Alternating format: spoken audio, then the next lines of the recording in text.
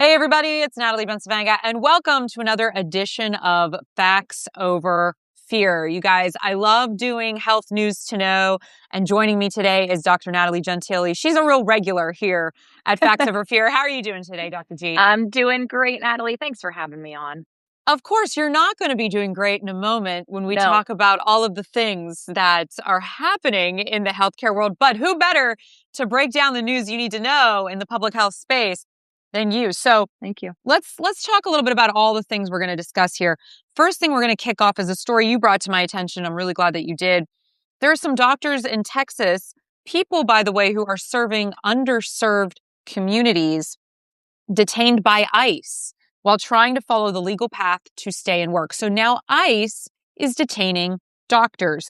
Now, on top of that, a nice little dovetail here in Pennsylvania, nearly 100 detainees in Pennsylvania are refusing to eat at the Moshannon Valley Detention Center, saying that the conditions are so bad inside this ICE facility that a hunger strike is the only way that they feel they can be heard. We're going to talk about the medical implications of a hunger strike, let alone the ones around our own mental health. And then at the same time, childhood vaccination rates are quietly falling across the Commonwealth, and the state isn't enforcing the rules meant to protect public health. What does this say about the state of healthcare in Pennsylvania? But more so, if it's happening here, I'm guessing it's going to happen everywhere because, as you know, Dr. G, viruses don't follow state boundaries or anything like that. So we're going to be talking about that.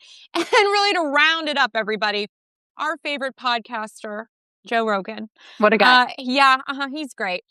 He's been texting President Trump and helped him fast track a sweeping shift in how the FDA approaches psychedelic drugs. Don't you wish you had the president on speed dial? I didn't know it was that easy to get something fast through the FDA. If only we had known that all along. Literally. Okay. So what do all of these stories have in common, you guys? They are all signals of something bigger. It's about who gets protected, who gets ignored, and who actually has power right now. Because when doctors are detained, patients lose care. When detainees have to starve themselves to be heard, oversight has already failed. And when public health rules aren't enforced, the risks aren't disappearing, they're spreading. And when policy can move at the speed of a text message, you have to ask, what is really driving this system and who isn't involved in those decisions? So that's where we're starting today. Dr. Natalie Gentile, co-founder of Direct Primary Care Physicians of Pittsburgh, founder of Rebel Wellness, all-around healthcare disruptor. Let's break it down. Let's talk a little bit about this situation unfolding in Texas.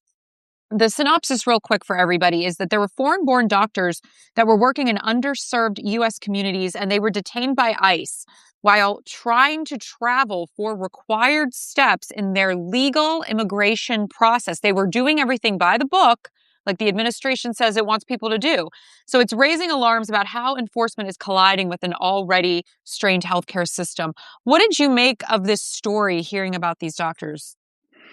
My first question was, aren't we supposed to be worrying about our rural communities and underserved communities and their access to care? And if so, what are we doing taking some of that access away? When we take international medical graduates out, IMGs, out of these places where they're serving the underserved, immediately that access gets worse. Immediately we have people then that are trying to look for resources maybe in an emergency department as opposed to an outpatient clinic setting more appropriately. You know, access to care it immediately takes a hit. And for what?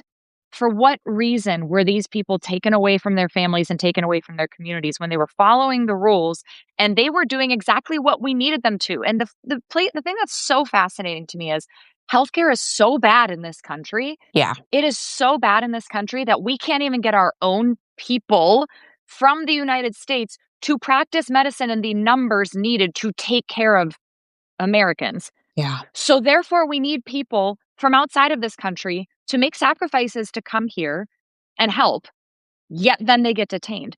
That does not add up to me, Natalie, and that was my immediate thought.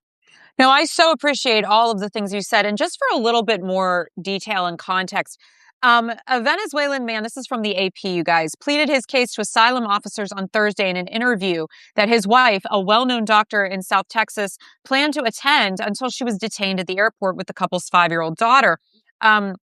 He was interviewed at the Immigration Service offices near Los Angeles while his wife Dr. Bolivar entered her sixth day at an immigration custody in Texas and was unable to attend the appointments they had been waiting for more than 10 years. Okay? Bolivar, who was working as a doctor in an area federally designated as medically underserved, was arrested by Border Patrol agents at the McAllen International Airport on Saturday. She was there with her American-born daughter, preparing to board a flight to join her husband and attend their asylum interview together. She was the second Venezuelan physician arrested in the area within the span of a week. On April 6th, Dr. Valiz was detained also by Border Patrol agents. And after he spent 10 days in a detention, his attorney said he was able to successfully request a bond hearing and secured a release after paying, get this, Dr. G, after paying $8,000. What?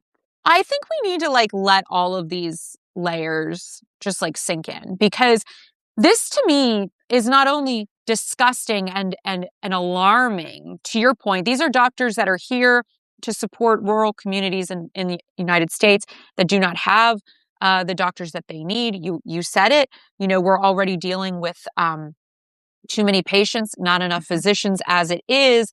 But now, I'm sorry, that kind of feels like a money grab. Now, are we just going to detain doctors and then expect them to pony up? $8,000 is a hell of a lot of money. Yes, I mean, what do you make of these two stories? These were people that were going specifically through the process as they were supposed to. Do you think this would instill confidence if you were an international student looking to try your career out in a different nation? Would you even consider the United States at this point? I would have a lot of hesitation. Yeah. And I think what makes me so sad about all of this is a lot of these docs have already done training in their home country. Yes. Then to come here and practice, have to retrain in some instances in new specialties, or completely in the specialty they already know they have to get meet new standards. So they have devoted so much of their life, let alone their safety, to come to a new country. And to then come here, finally they seek this, they get to the dream that they have sacrificed so much for, and to be unsafe when they arrive. Or in this case, after living here for 10 years. Yeah. I mean, how unexpected that has to feel, how just unsettling that has to feel. And I really put myself in that woman, Dr. Bolivar's position. She's there with her baby, and just being taken away from her child makes me want to cry. I think it's absolutely disgusting, and it's very scary. And as you mentioned, so is there going to be a financial part to this, right? Is that now an added incentive? Let's start to target people who we know may be making some money now, right? Have they, instead of detaining people who may not have money to pony up, let's start finding people who do. Fascinating. Exactly.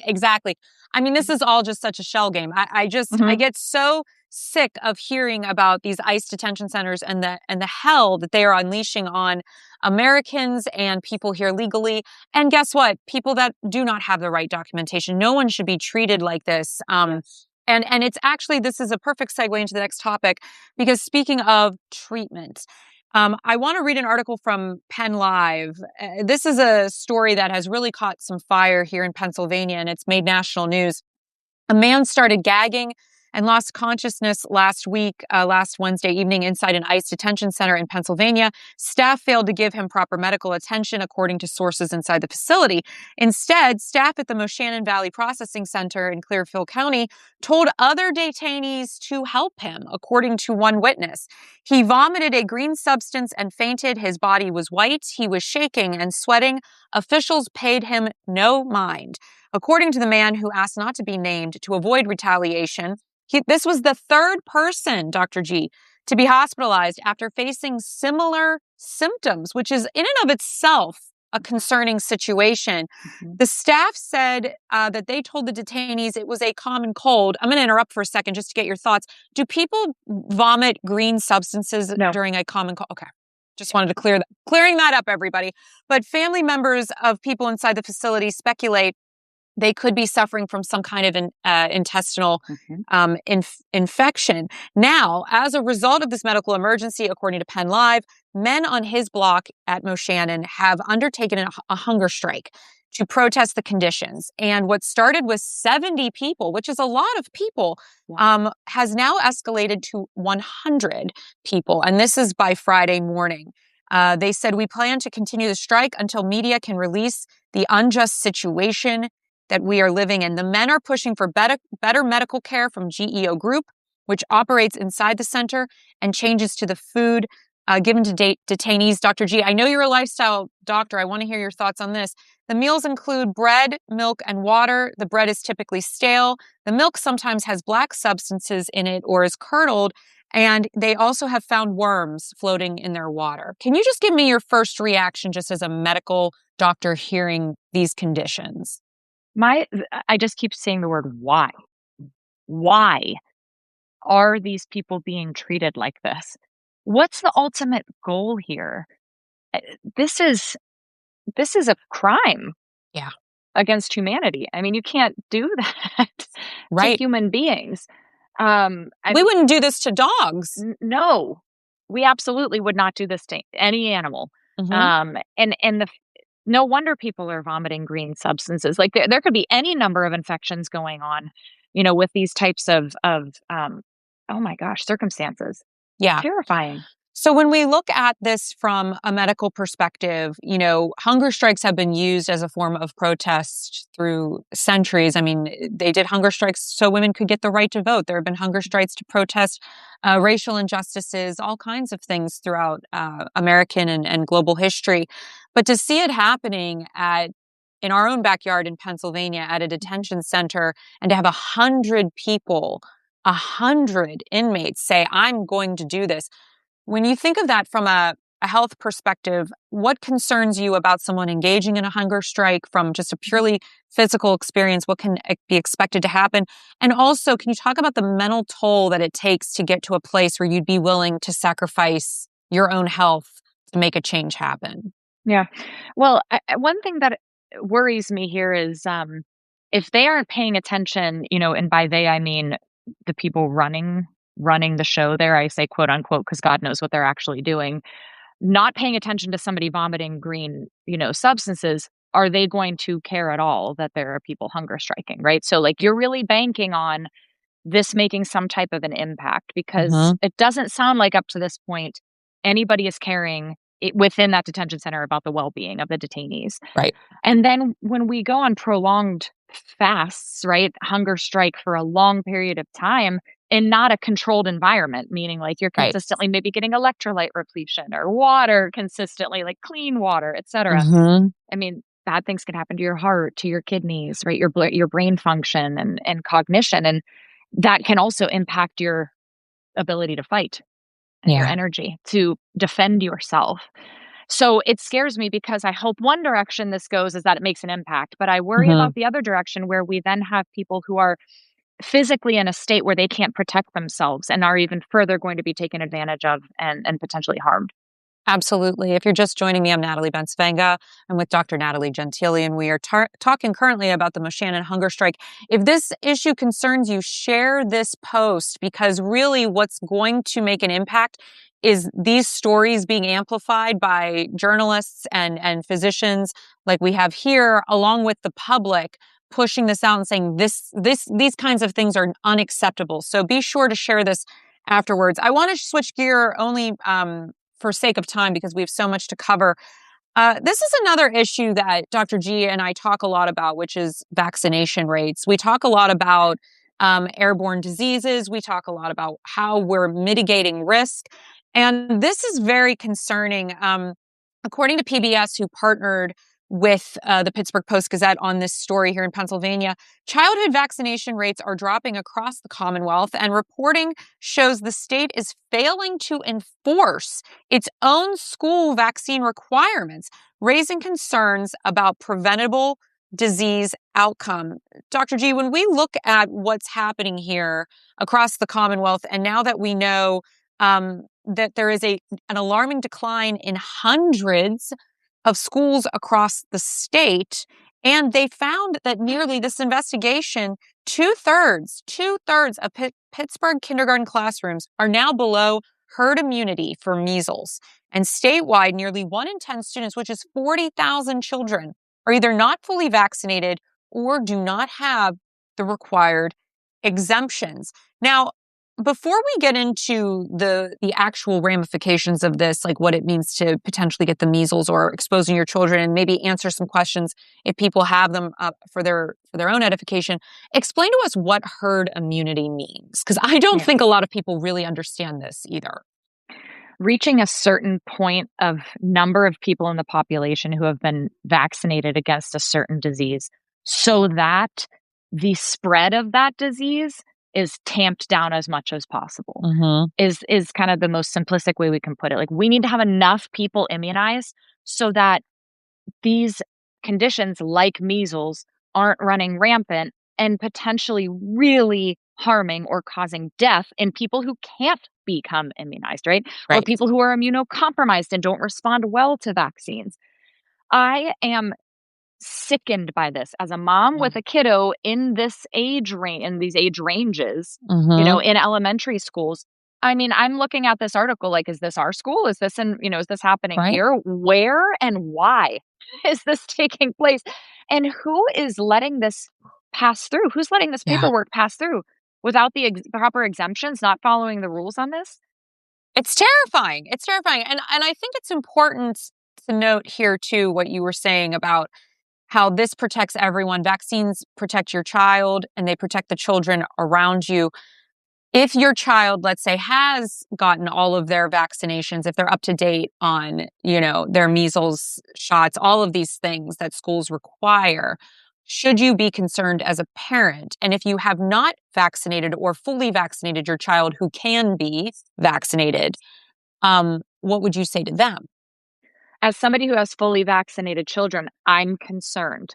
Here's why. Number one, these immunizations are excellent, but there are still maybe that 1% that slip through and can actually have severe illness. Nothing is perfect in medicine. That's right. Period.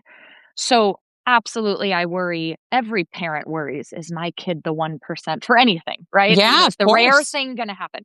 Now, that's severe illness. March it down to even mild or moderate illness. I don't want my kid to have a mild case of measles, because guess what? If they were then to have something like that, and they themselves are going to be okay, but then we're around somebody who's immunocompromised in our family, or we're around a newborn baby and don't even realize that our kiddo is ill, then that puts someone else at risk. And you know what that's called, Natalie? Giving a crap about your community and caring about people around us as well.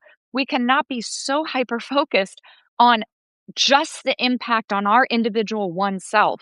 Yeah. Unless you want to go and live in a bubble somewhere, and that's on you, you are around other people, and we have a responsibility socially to take care of each other.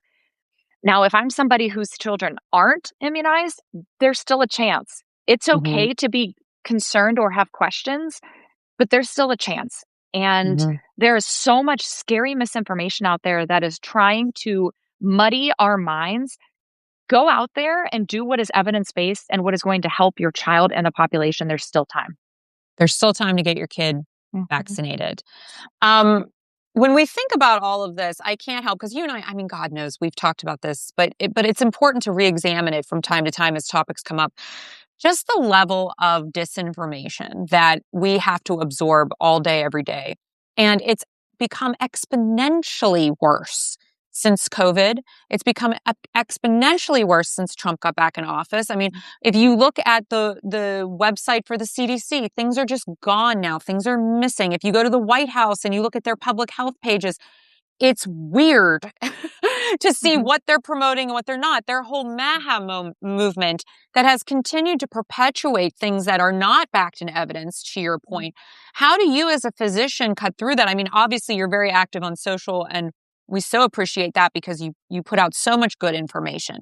But when you get somebody inside your four walls and they're just like rattling one thing off after another, and you're just going, oh my gosh, what do I do here? Because on the one hand, I can see how you don't want to scare them off because they're there So Yeah. that's a start. But at the other hand, you're like, I have to be real with them. So Mhm. what is it like walking that line for you? It's extremely challenging and extremely time consuming. I will say that first. And then what I really try to do is remember that this is not my patient's fault, right? This Yeah. is not like an inherent flaw within human beings who are susceptible to misinformation. The marketing is so strong, the pull is so strong, and the influence is that high that when you look at who the players are currently in this administration and who are making the decision, look at how many of them are celebrities to some extent, right? Or are Yes. celebrities in social media. That right there is of concern, because these are people with no medical background that are involved in making medical decisions, to Mm, some degree, whether it's like, it's not directly, but maybe it's down the line, or maybe it's Dr. Oz, and it is pretty directly. Like, if he has medical background and he still has been a sellout to those of us in medicine, like, there is so much corruption in there, and I always remind patients to follow the money, because in the end, most of the time it comes back to that.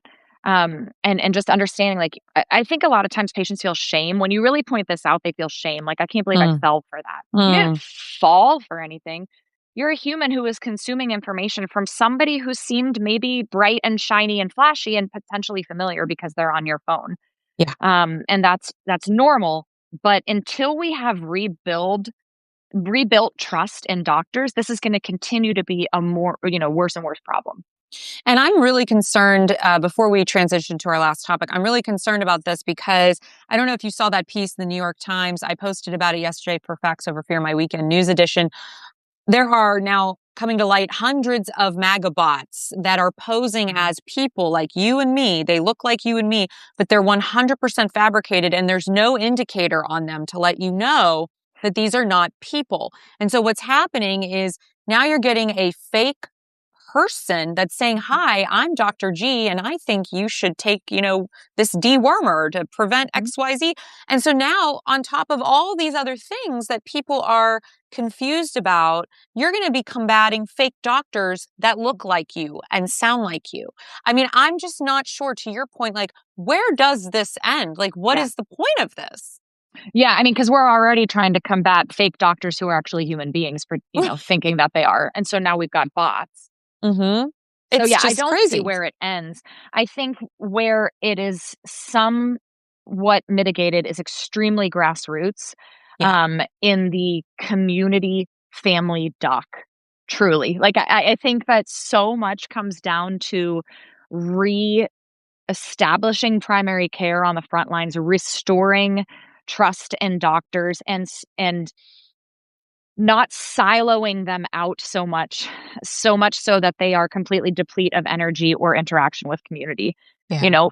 And I think that these types of grassroots movements where docs are, reestablished in community and have relationships with patients, that patients actually trust them, there is some hope there. But I think that's even being, like, extremely optimistic, because it's hard to come up Yeah. against something like bots on that's endless. It's endless. And It's I not finite. Yeah. No, and it's like it's like drinking from a fire hose. Like, you're Mhm. trying to absorb what you can, but you're also choking on it's too much. It's too much. Um, Yes. Speaking of sellouts, because you had mentioned that, as we wrap this up, everybody, there was a fun situation that happened with Joe Rogan that we wanted to touch on, because this really kind of connects all these dots together of who gets to be in the position of power and how that's accounted for. This is from The Hill, but it's all over the news this week.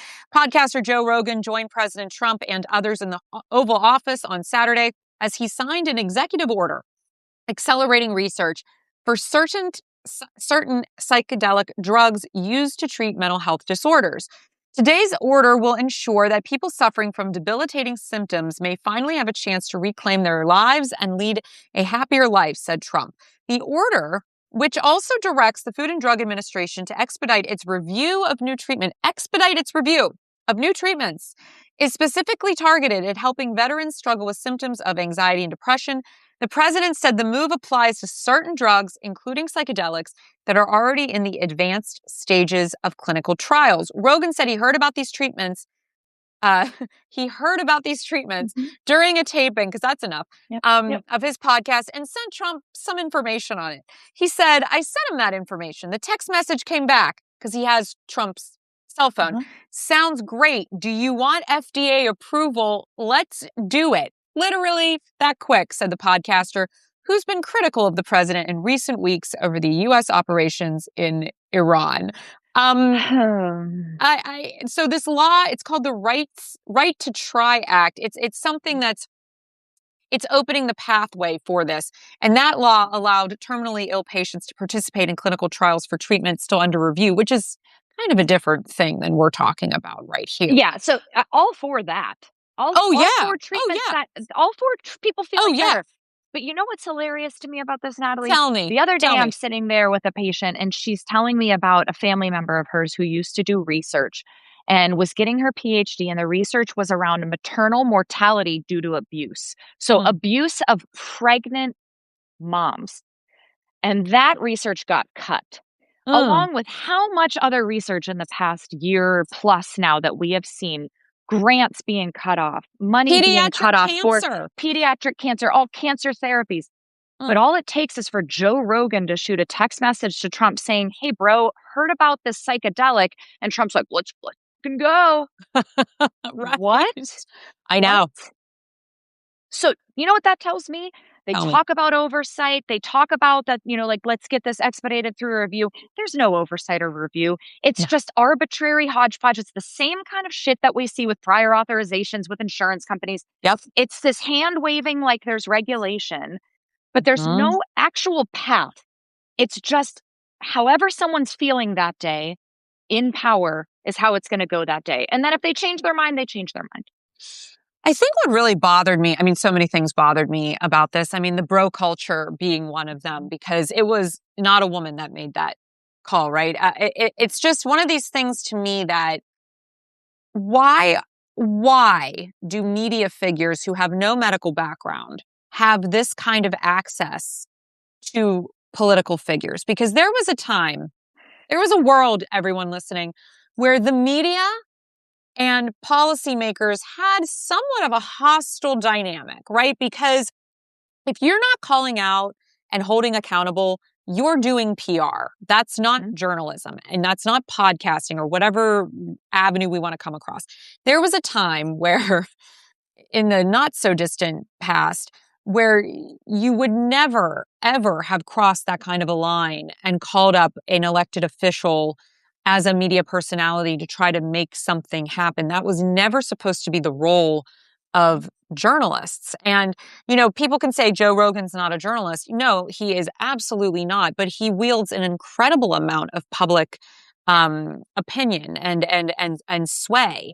And so the idea that he has Trump's cell number and that he can make that phone call, to me, ethically speaking, is so abhorrent, right? In and of even if it's a good thing that he did, I'm not saying it is, but even if it was something good, that's not the channel. That's not the appropriate way of going about this. And then you wonder why the trust in the media, much like trust in physicians, you wonder why the trust in media has declined, because you have somebody like Rogan basically now shaping FDA policy. I Mhm. mean, this is wild to me. Yes. And they should all be so embarrassed. And I want to get back to humiliating men more in public. I think that's a lost art that we Mhm. should start focusing on again, because they're just not being humiliated enough, because this is an No. embarrassing thing that Rogan did. But when you look at in all seriousness, when you look at this from a physician's perspective, when you think of the research that you did in your medical school days, in your residency days, as a physician, continuing work, and you think of how hard of a road it is Mhm. to get FDA approval, what do you think people are thinking right now who are trying to get their product or their therapeutic biologic approved? I mean, this must just feel like such a slap in the face. That, or it feels like, honestly, what I've been thinking lately is like Yeah. anything goes nowadays, baby. Like Yeah. anyone can be anything. So, I mean, Mm. if this means that carte blanche, like you can do or be anything, you can be a like disgusting perv celebrity and literally be in power of a country. Yeah. Think about that. You can be a bro culture podcaster and Mm. have the president's number to text and like influence FDA approval of something. Like we have made such a mockery of any type of expertise in this country. Yeah. Complete mockery of it. And now anyone can dress up as anything if you speak confidently enough, and bonus points if you're a dude. And Ooh, that's what I'm seeing. that part. Oh, we could talk about this for a long time. Everybody that joined us a little late, don't worry, you can play this back. I'll be posting the show after the fact. Dr. G, if people want to learn more about you and your work, if they want to follow you on social media, where can they go? Very active on Instagram. I Yes, have you are. YouTube, YouTube, Substack as well, at Natalie Gentile, MD. Easy to find. Wonderful. Thanks everybody for tuning in. We're going to try to get back on our regular cadence, her and I, of doing these every other week. So if there's health topics that are concerning to you, if you have questions for Dr. Gentili, you can always feel free to email me at admin@nataliebencavanga.com, and I'll make sure to include them in our next roundup. And until next time, everyone, as always, please take care of yourselves and each other. Thanks again. Bye, everybody.